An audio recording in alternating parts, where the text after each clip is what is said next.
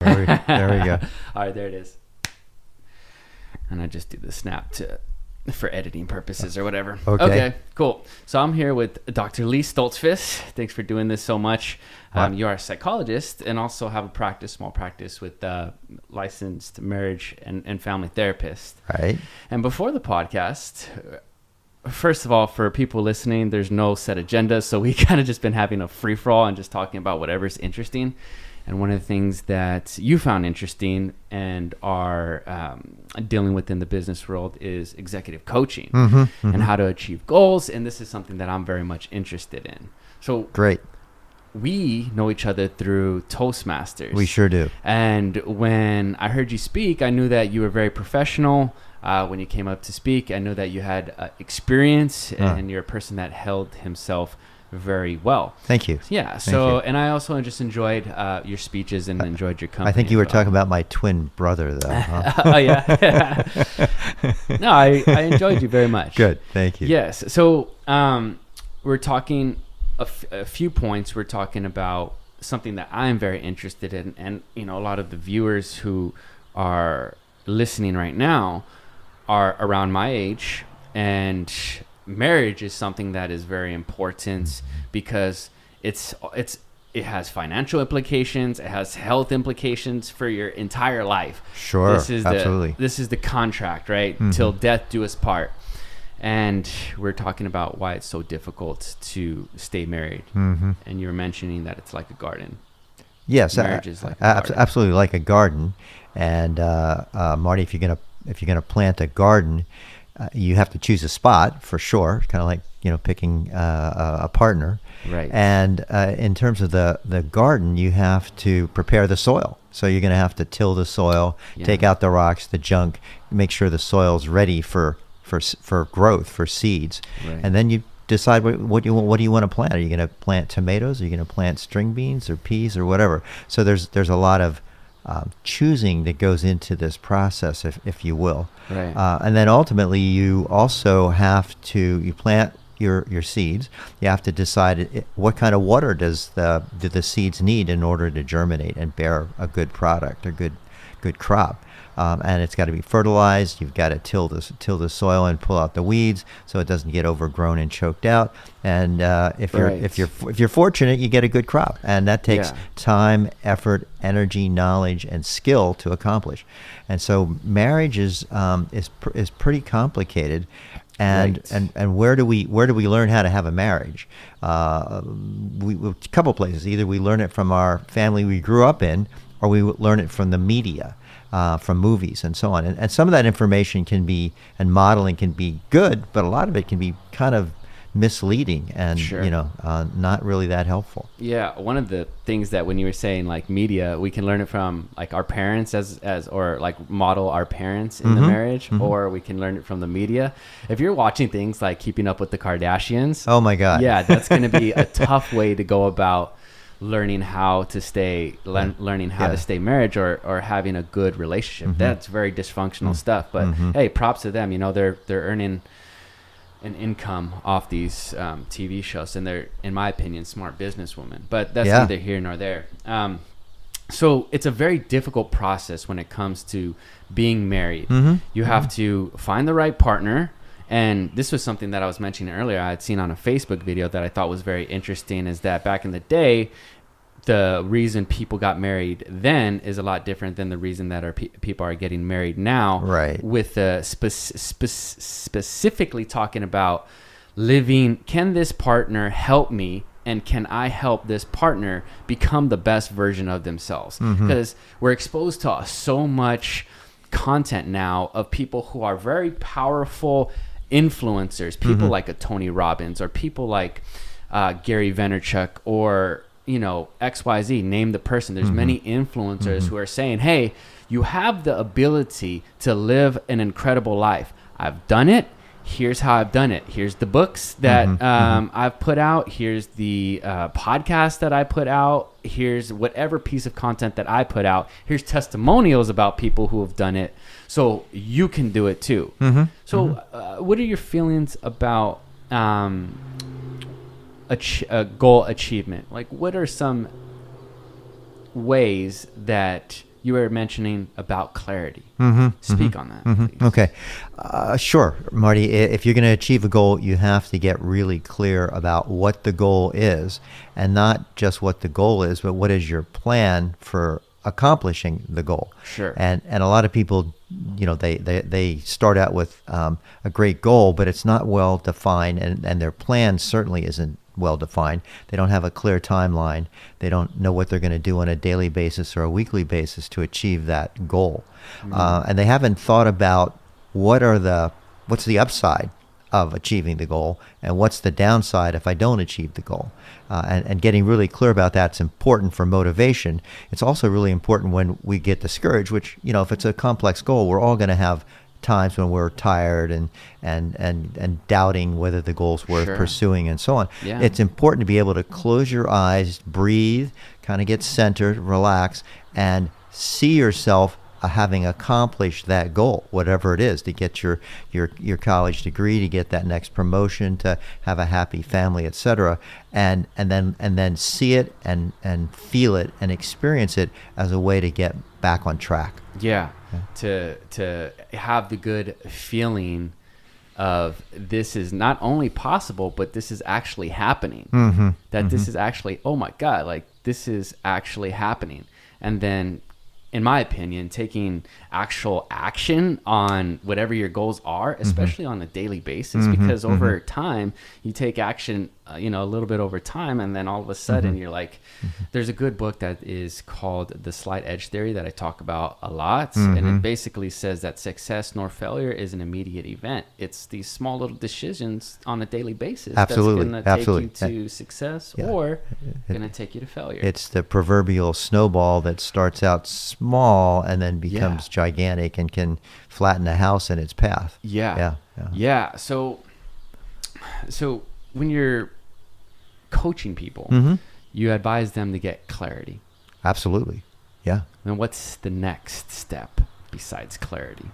Well, what's really there's great research on this, and it's really important that you have a written goal, a written plan with a timeline, and then you also need support. Who are you going to be accountable to? Who are you going to make a progress report to?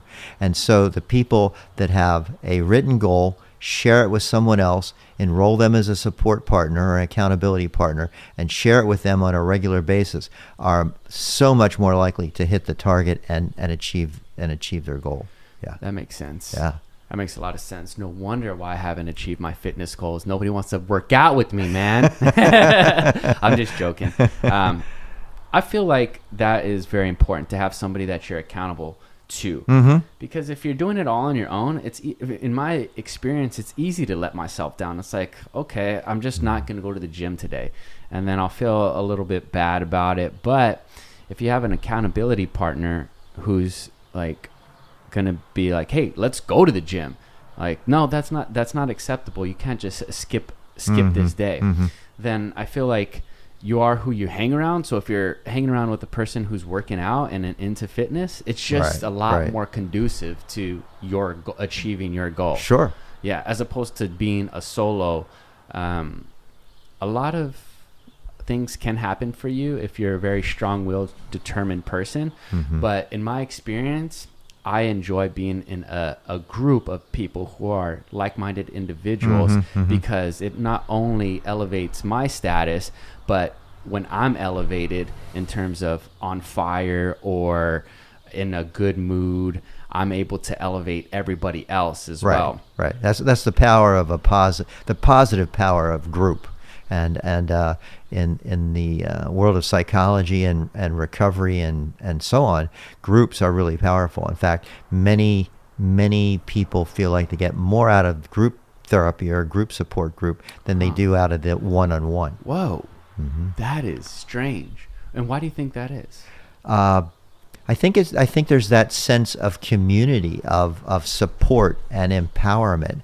And of course, in group therapy, there's also the feeling of, oh, I'm not the only one that has this problem or this issue. And, so Joe, you did that and that helped. Well, maybe I should try that and that'll help me. Yeah. So there is that sense of support and community and empowerment. Yeah. And I think that's the power of AA and other 12-step groups when they work. There's the power of the group, and there's also the power of having a sponsor and accountability partners and so on. So it's a lot of what we're talking about right here. Yeah.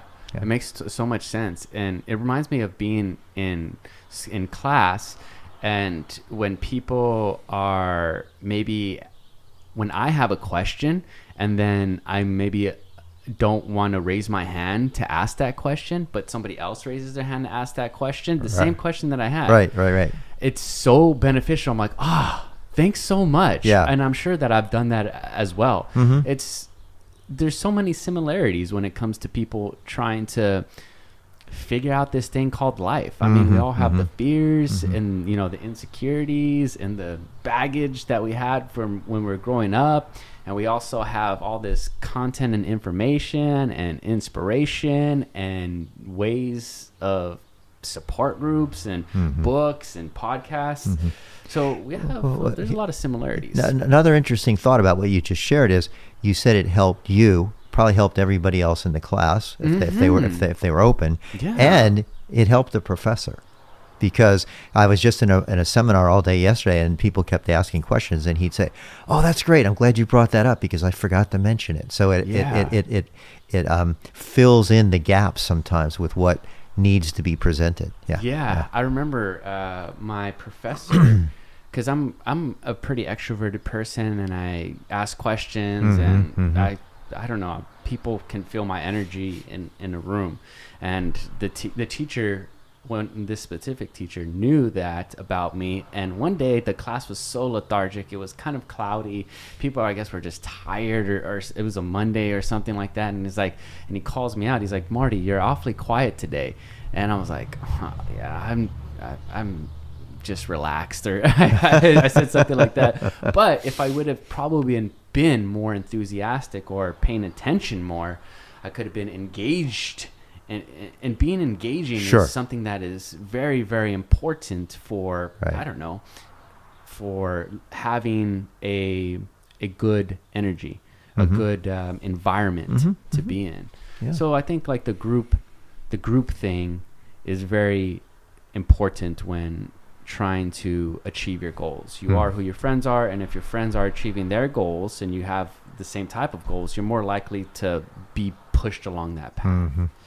Does that make sense? Absolutely, and that's on the negative side. That's the power of a gang. I mean, there's this identity to want to belong. People unfortunately join gangs to belong, and then they're inculcated into this negativity, into the way to get ahead is by stealing and robbing and doing drugs and other negative behaviors. Yeah, that makes sense. I listened a lot to a podcast by the name of the Joe Rogan Experience, and he talks a lot about tribalism and how people, like, say if this group over here is a successful group and you're a part of this group, it feels really good to be a part of a successful group. It's almost like your tribe. And I think about like CrossFitters. You heard of CrossFit? That's almost like their tribe.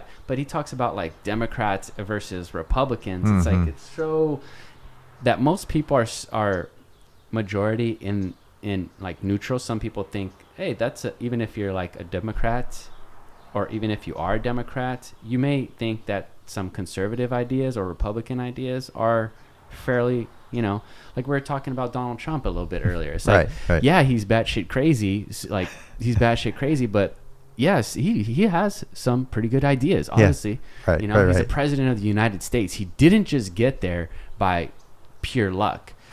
So, but it feels good to be, hey, I'm a Democrat or I'm a Republican. It's this very polarizing time frame that we're in right now. I just finished reading Brené Brown's book, Exploring the Wilderness, where she talks a lot about that, and the way that we join a group for identity in a way, so that we don't feel lonely, but yet we're not really that connected to anyone outside of the group, and we're actually becoming polarized with family members, with friends, community members, and so on, and the need to be able to listen and to have some openness and some compassion for other people, so that we aren't so freaking polarized as we are right now in this country, and it's a real problem. Yeah, I agree. There's a term that is used, toxic tribalism.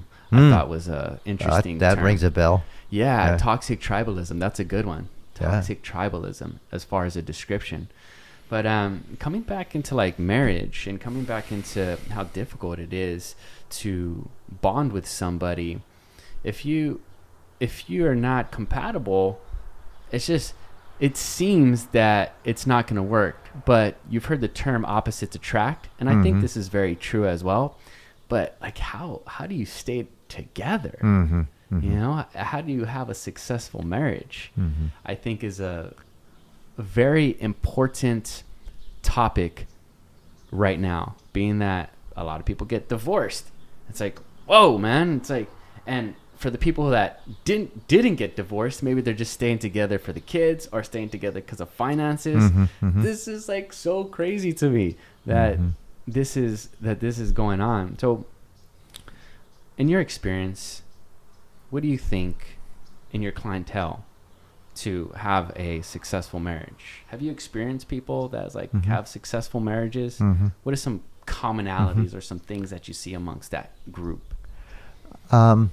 I think the word maturity comes to my mind, and maturity meaning that you realize you're not perfect and the other person isn't perfect either, and you have a sense of reality about yourself and about your partner, about human beings, and that you're able to be accepting and loving and tolerant towards each other. But even more than that, John Gottman, who wrote the 7 Secrets or 7 Principles of a Successful Marriage, and he's been on TV, and he's doing the best research in the world on marriage and family.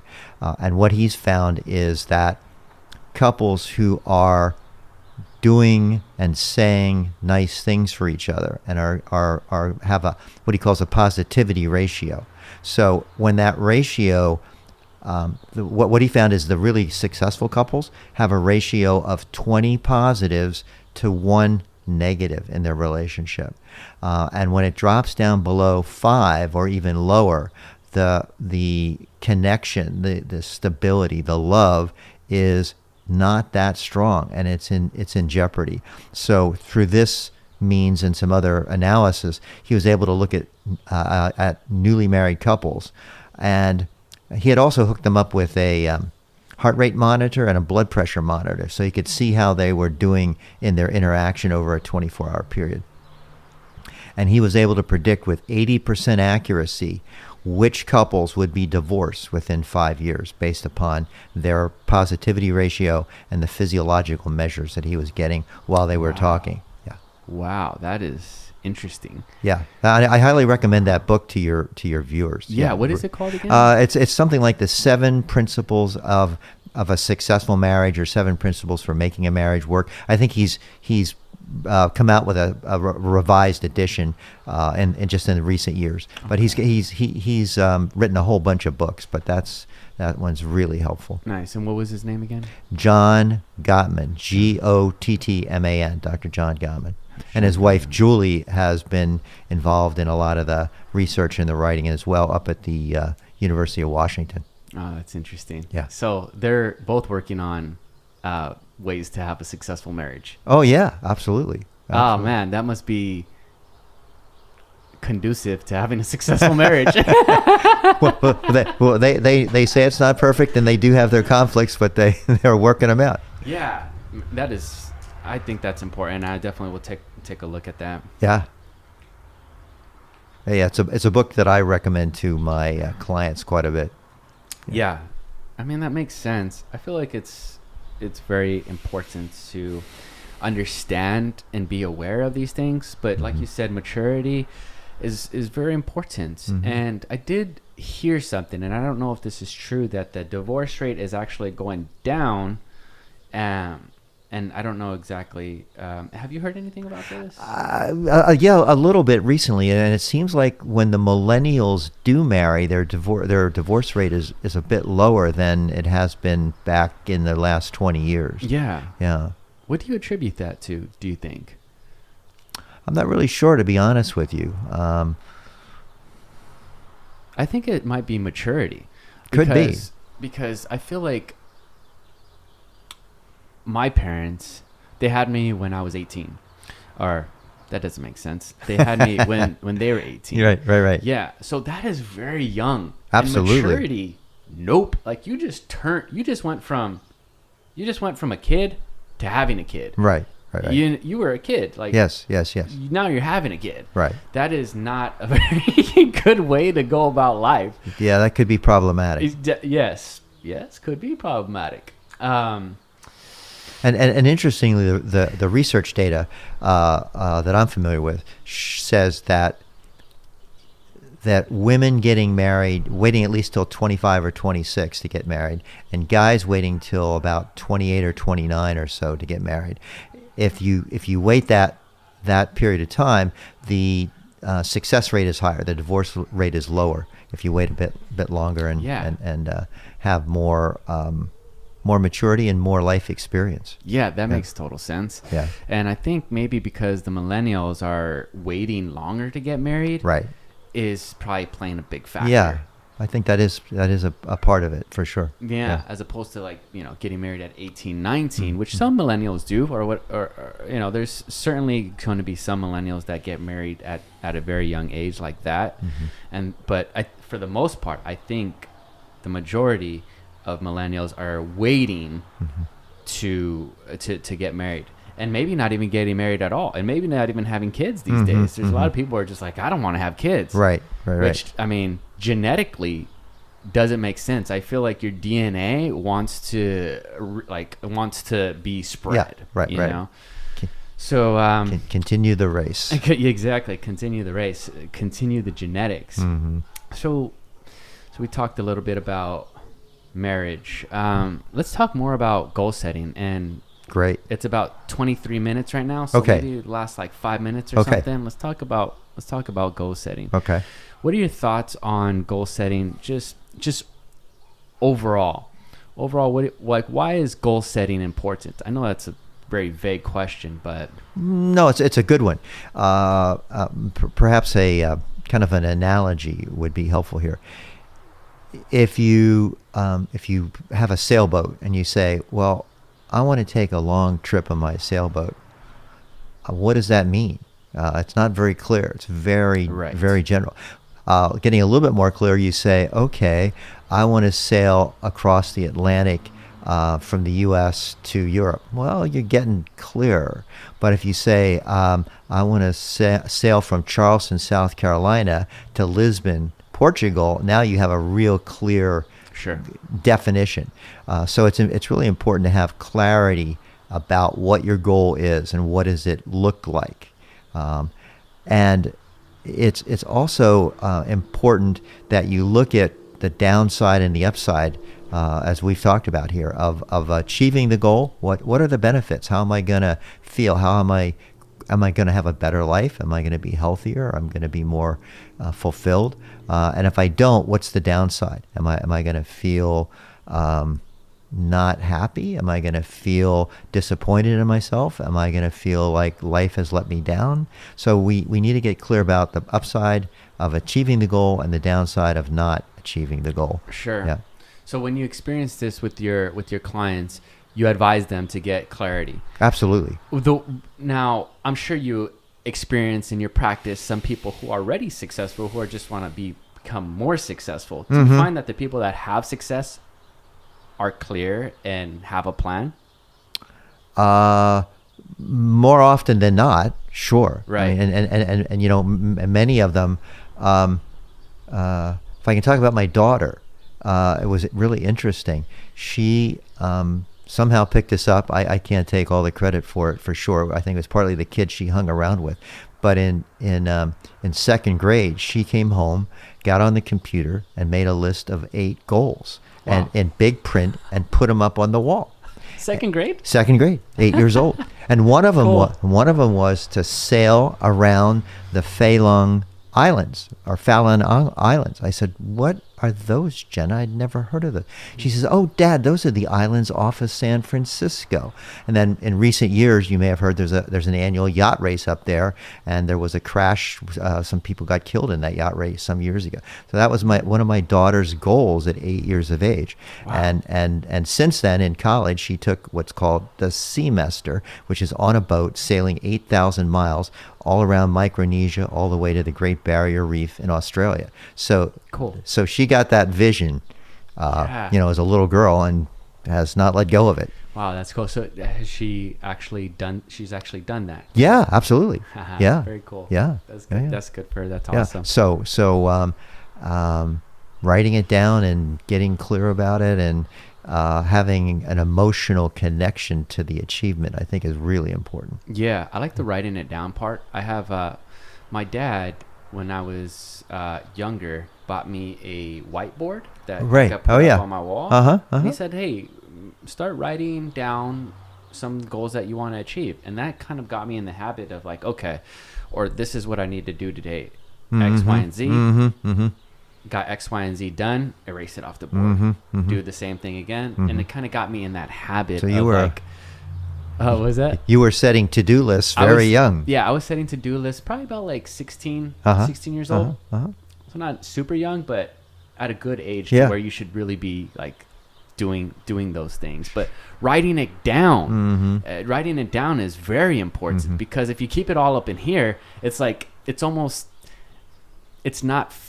not like realized. It's not in the physical. It's just more metaphysical, if you want to use that word. So Well, you're also bringing up a good point, and that is, if you've got this goal, let's say it's a goal that you want to lose 50 pounds.